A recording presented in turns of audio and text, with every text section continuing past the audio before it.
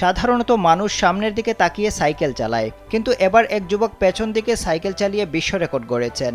Shanghai cyclist কাইশেং এই অদ্ভুত দৃশ্য করে দেখিয়েছেন।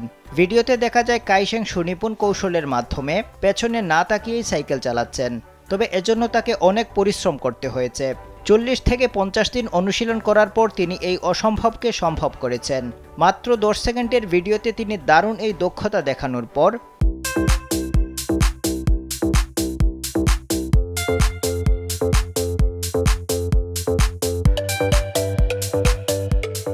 গিনেস বুকে স্থান করে নিয়েছেন।